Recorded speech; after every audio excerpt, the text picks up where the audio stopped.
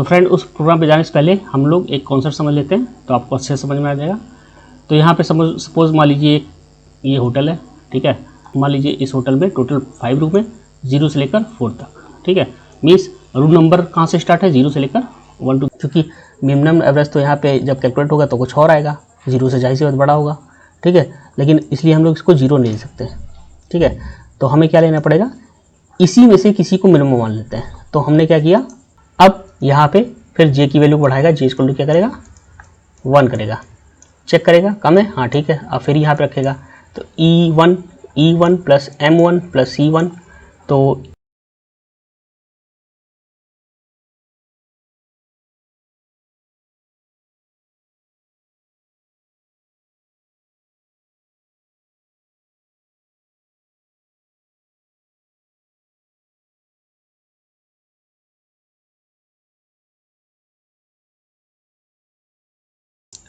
Welcome back friends. आज हम लोग एक और प्रोग्राम देखेंगे एरे पे। इसमें ये प्रोग्राम क्या है कि 5 स्टूडेंट के नेम इनपुट करने हैं और उनके हर एक स्टूडेंट के 3 सब्जेक्ट इनपुट करने हैं।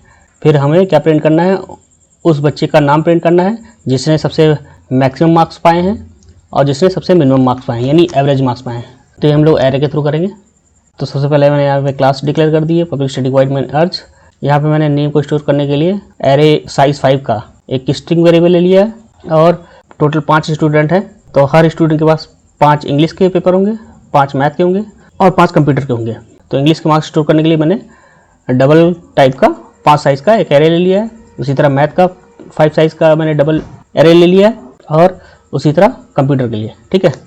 अब यहाँ पे मैंने वेरिएबल ले लिया, मैक्स इक्वल टू 0, मिन ले लिया, एवरेज ले लिया है, तो और एक आई मैक्स ले लिया है। आई मैक्स यानी इसमें हम लोग वो इंडेक्स स्टोर करेंगे जिस पे हमें मैक्सिमम वैल्यू मिलेगी और इसमें वो इंडेक्स स्टोर करेंगे जिस पे हमें मिनिमम मार्क्स मिलेंगे, मिनिमम एवरेज मार्क्स मिलेंगे, ठीक है।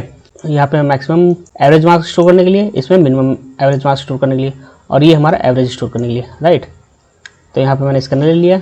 तो फ्रेंड, उस प्रोग्राम पे जाने से पहले हम लोग एक कॉन्सेप्ट समझ लेते हैं, तो आपको अच्छे से समझ में आ जाएगा। तो यहाँ पे सपोज मान लीजिए ये होटल है, ठीक है। मान लीजिए इस होटल में टोटल 5 रूम है, 0 से लेकर 4 तक, ठीक है। मीन्स रूम नंबर कहाँ से स्टार्ट है, 0 से लेकर 1 2 3 4 4, तो टोटल रूम कितने हुए, 5। अब इसमें 4 फ्लोर भी हैं, 4 फ्लोर है, ठीक है। तो होटल ऐसा है कि एक फ्लोर पे कस्टमर रहेगा, एक फ्लोर पर उसका पीए रहेगा, ठीक है। एक फ्लोर पे उसका ड्राइवर रहेगा, एक फ्लोर पे उसका लगेज रहेगा, ठीक।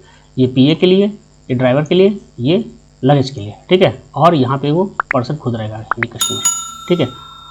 तो मतलब मीन्स जिस रूम नंबर पर कस्टमर रहेगा उसी रूम नंबर पर उसका पीए रहेगा और उसी रूम नंबर पर उसका ड्राइवर रहेगा, उसी रूम नंबर पर उसका लगेज रहेगा, लेकिन बस फ्लोर चेंज हो जाएगा, ठीक है। यानी टॉप फ्लोर पर वो पर्सन रहेगा, ठीक है। जैसे यहाँ पे आर्या है, आर्या यहाँ पे रहेगा 0 रूम नंबर पर और उसका पीए ई फ्लोर पे रहेगा, यानी पीए फ्लोर पे, और उसका ड्राइवर इस फ्लोर पे रहेगा और उसका लगेज इस फ्लोर पे रहेगा, लेकिन रूम नंबर सेम है, फ्लोर चेंज हो जाएगा, ठीक है।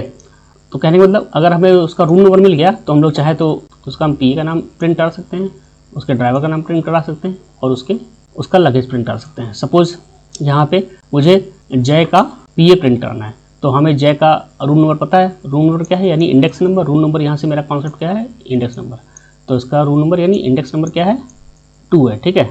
तो अगर मुझे इसका ड्राइवर का प्रिंट कराना होगा ड्राइवर को, तो एसओपी यानी सिस्टम आउट डॉट प्रिंटलन, ठीक है। तो ब्लॉक लेना पड़ेगा, ब्लॉक एम और रूम नंबर यहाँ पर डाल देंगे 2, ठीक है। तो हमें ये ड्राइवर वाला फ्लोर था तो यहाँ पे ड्राइवर प्रिंट कर देगा। अगर मान लीजिए मुझे जय का इसी का लगेज प्रिंट करना होता तो क्या होता, ब्लॉक सी होता और रूम नंबर सेम होता, ठीक है।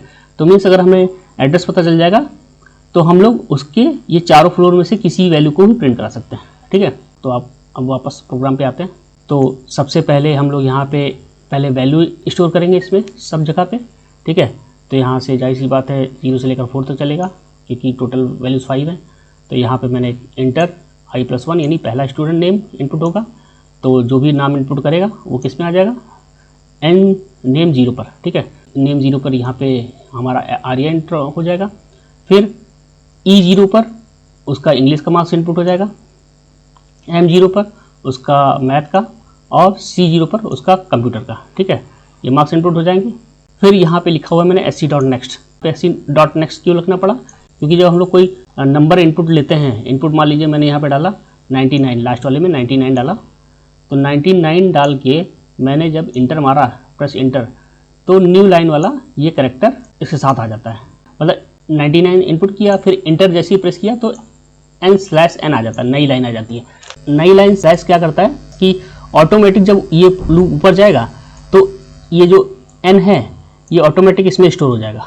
ठीक है, ऑटोमेटिक इसमें स्टोर हो जाएगा, तो यहाँ पे आपको इनपुट करना नहीं पड़ेगा, ऑटोमेटिक ये इस पे शिफ्ट हो जाएगा। मीन्स ये वाला जो 99 डालने के बाद जैसे ही मैंने इंटर मारा था, तो ये जो कैरेक्टर इंटर मारने पे जनरेट हुआ वो इसमें चला जाएगा। ठीक है, और फिर उसके बाद हमारा डायरेक्ट इस पे आ जाएगा। ये सेकंड टाइम पे हमें स्टूडेंट नेम इनपुट करने देगा ही नहीं। तो ये चीज़ को ऑब्जर्व करने के लिए, इसको रोकने के लिए हम लोगों ने यहाँ पे sc.next लाइन लिया है। ठीक है, तो फिर जब ये ऊपर जाएगा सेकंड टाइम में i = 1 करेगा तो हमें नाम इनपुट करने देगा फिर से, फिर उसका मार्क्स, फिर ये, तो ये लिखना ज़रूरी है। ठीक है, इंपॉर्टेंट। अभी तक मैंने पीछे प्रोग्राम में नहीं लिखा था, लेकिन यहाँ पे इस केस में लिखना पड़ेगा। ठीक है, अब देखिए मैंने मैक्स में तो 0 स्टोर कर लिया था। ठीक है, मैक्सिमम नंबर स्टोर करने के लिए, लेकिन मिनिमम मैंने स्टोर नहीं किया था। क्यों?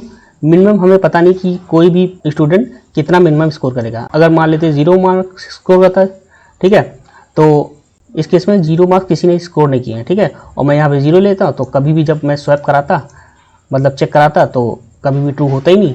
तो मिनिमम हमारा एवरेज क्या प्रिंट करता है? 0, जो कि गलत होता, क्योंकि मिनिमम एवरेज तो यहाँ पे जब कैलकुलेट होगा तो कुछ और आएगा, 0 से जाहिर सी बात बड़ा होगा। ठीक है, लेकिन इसलिए हम लोग इसको 0 नहीं ले सकते। ठीक है, तो हमें क्या लेना पड़ेगा, इसी में से किसी को मिनिमम मान लेते हैं। तो हमने क्या किया, यहाँ पे ये पहला वाला एलिमेंट है, मान लेते हैं आर्या का ही सबसे लोएस्ट मार्क है, मान लेते हैं। ठीक है, तो उसके लिए हमने इसका E0 + M0 + C0 / 3.0, तो ये जो पहला इसका एवरेज निकला है आर्या का मार्क्स का, इसी को हम लोग सबसे मान लिया कि सबसे मिनिमम इसी का है। ठीक है, फिर इसी से कंपेयर कराते रहेंगे तो हमें पता चल जाएगा। अब यहाँ पे आए, फिर सेम चीज़ लूप चलाएंगे, जैसे ऊपर इनपुट करने के लिए चलाया था, अब मुझे उसको प्रोसेस करने के लिए फिर से लूप चलाना पड़ेगा। ठीक है, हर एक वैल्यू के लिए। तो यहाँ पे मैंने ये लूप चला दिया सेम लेंथ का। अब यहाँ पे एवरेज निकालेंगे हम लोग।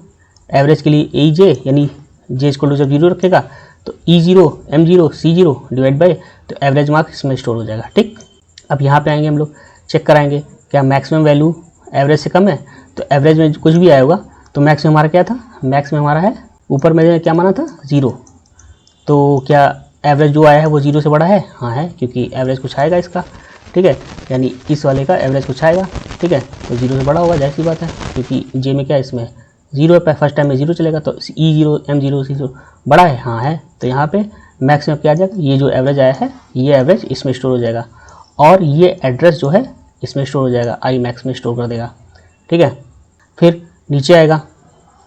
अब नीचे आएगा तो क्या मिनिमम में हमारा एवरेज से बड़ा है, तो मिनिमम में जाहिर सी बात है जो पहला J के लिए जो चलेगा वही सेम रहेगा। मान लीजिए मिनिमम में हमारा आया होगा 92, तो J = 0 के लिए भी यही आएगा 92। ठीक है, क्योंकि हमने पहले वाले को क्या मिनिमम माना था, तो ये कंडीशन फॉल्स होगी, तो इसके अंदर नहीं जाएगा। फिर अब जाएगा ऊपर यहाँ पे। ठीक है, अब यहाँ पे फिर J की वैल्यू बढ़ाएगा, J = क्या करेगा 1 करेगा, चेक करेगा कम है, हाँ ठीक है। अब फिर यहाँ पे रखेगा, तो E1 + M1 + C1, तो क्या मिलेगा उसको, 1 पे कौन है, सनी है। ठीक है, तो इसका E1 पे 90 + 97 + 98, तीनों को ऐड करेगा, इसका एवरेज निकालेगा। अब यहाँ पे चेक करेगा क्या प्रीवियसली जो मैक्स में स्टोर हुआ था वो क्या इस नए वाले एवरेज से छोटा है, यानी नया वाला एवरेज बड़ा है प्रीवियस वाले एवरेज से। अगर है तो ये नया वाला एवरेज मैक्स में स्टोर कर दो और उसका क्रॉसपोंडेंस एड्रेस यहाँ पे स्टोर कर लो। ठीक है, और फिर इस केस में आएगा यहाँ पे, तो क्या जो पहला हम लोगों ने इसको मिनिमम माना था, इसका एवरेज क्या ये बड़ा है इस नए वाले एवरेज से? अगर बड़ा है तो मिनिमम में वो एवरेज स्टोर कर दो और इसका एवरेज कर लो। फिर ऐसे ही करते करते J = 0 के लिए चलेगा, 1 के लिए चला, फिर 2 के लिए चलेगा, फिर J = 3 के लिए चलेगा, J = 4 के लिए चलेगा। ठीक है, तो जो भी सबसे मैक्सिमम एवरेज होगा वो किस में स्टोर हो जाएगा, मैक्स में स्टोर हो जाएगा, और उसका क्रॉसपोंडेंस एड्रेस यानी J वाला इसमें स्टोर हो जाएगा। और उसी तरह सबसे मिनिमम एवरेज इसमें मिन में स्टोर हो जाएगा और उसका क्रॉसपोंडेंस एड्रेस ये स्टोर हो जाएगा। ठीक है, तो शुरू में मैंने जो फ्लोर वाला कॉन्सेप्ट बताया था उसको ध्यान में रखिएगा।